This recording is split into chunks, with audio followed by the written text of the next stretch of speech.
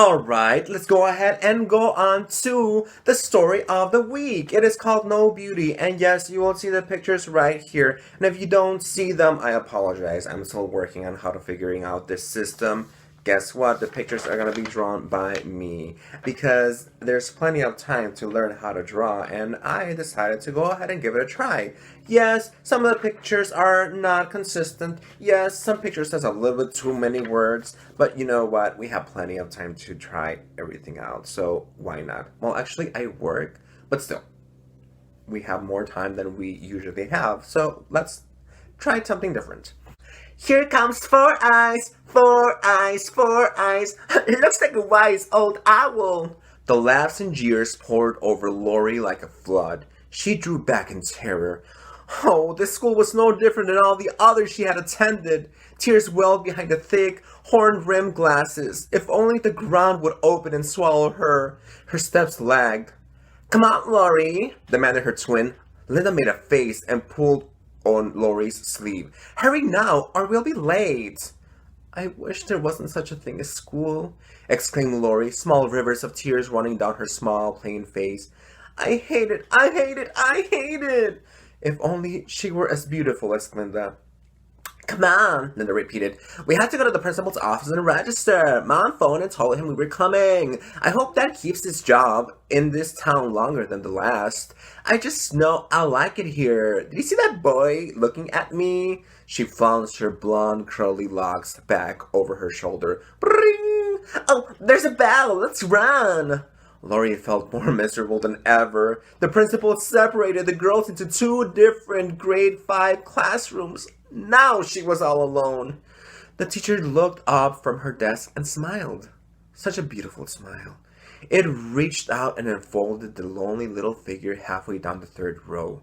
Lori felt strangely warmed and somehow, without meaning to, she smiled back, timidly.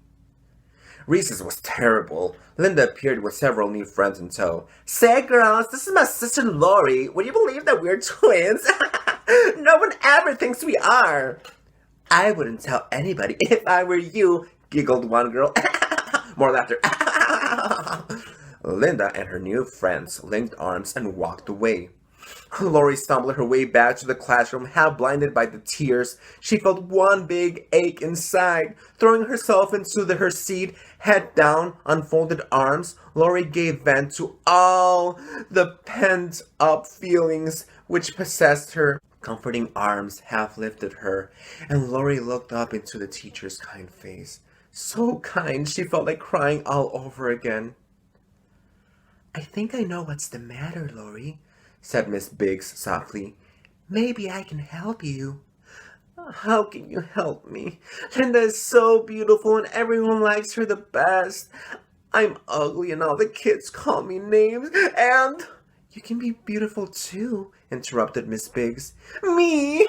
Exclaimed Lori, forgetting to cry. How can I ever be beautiful? Well, you can start by being beautiful on the inside. Lori thought that was the funniest thing she had ever heard and started to giggle. How can I? It's true, assured Miss Biggs. By doing kind deeds and saying kind words and thinking kind thoughts, you create beauty within you. What good will that do? Lori wanted to know. No one will see it.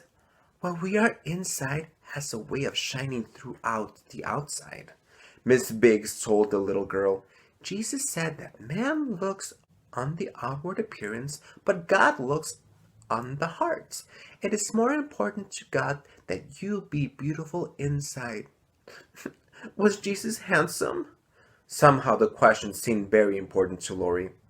The prophet Isaiah tells us that he hath no form nor comeliness. And when we shall see him, there is no beauty that we should desire him. Rather, it was his magnetic personality and the things he stood for and taught that drew people to him. He could easily become lost in a crowd. As far as looks are concerned, he must have been just a plain ordinary sort of person, said Miss Biggs. Somehow, Lori felt comfortable. Here was someone with whom she could identify.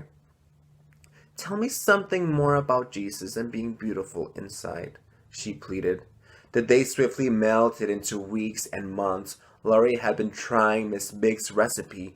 Gradually, as she forgot herself, her plain looks, and her fears, she took a good look around and found other youngsters who felt lonely and out of place. A smile, a friendly word, help with a difficult homework problem. Before long, Laurie discovered a tight circle of friends around her that grew into an ever-widening sphere. Guess what, Laurie? Linda was excited. The governor is coming to visit our school, and one of the girls gets to present a bouquet of roses to his wife. I just know it's gonna be me. She hugged herself and twirled around. Let's see now. Mom simply has to get me a new dress. You wouldn't mind going without your new pair of shoes for a while longer, will you? Linda smiled. After all, I will have to represent the whole school, she added importantly. No, I don't mind, said Laurie. It would be... Then it's all settled, Linda rushed on. I'll tell Mother as soon as we get home. How will they decide who gives the flowers? Asked practical Mother when Linda presented her demands for new clothes. Are you sure it will be you? Oh, teacher said something about the kids electing one of us. I'm always most popular at school. I'll just tell my friends I want them to vote for me. Linda began brushing her hair and smiling into the mirror. I'm as good as elected right now. A slight frown darkened Mother's face, but she refrained from speaking. Turning with a sigh, she retracted her steps to the kitchen to finish supper. Laurie followed her through the swinging door. Let me help, Mother. Daddy will be home soon and he doesn't like to be kept waiting. He must be hungry after working so hard all day. Mother smiled. All right, Laurie, you may start by setting the table. Halls, bubbling with excitement, chatter, and echoing, echo, echo, echo, echo, and the sound of many shuffling feet became strangely silent as all the grade school students filed into an assembly hall and the door shut. The big day had finally arrived. Mr. Gary, the principal, was to announce the name of the girl who would meet the governor's wife. An air of expectancy filled the room. All the boys and girls became hushed as the principal rose to address them. When you were ready to vote for your choice of a person to represent the school, I asked that you pick somebody who has personality, is thoughtful, and courteous. The kind of person we would all like to be. One who would bring the honor to the school by her actions. I'm beautiful, whispered Linda. Oh, I can hardly wait for him to say my name. And she half rose out of her seat. And so, it is my privilege to announce you the name of... And here, the principal paused and smiled in the direction of the fifth graders. Linda smiled back and stood up. Laurie Beckett, come up here, Laurie.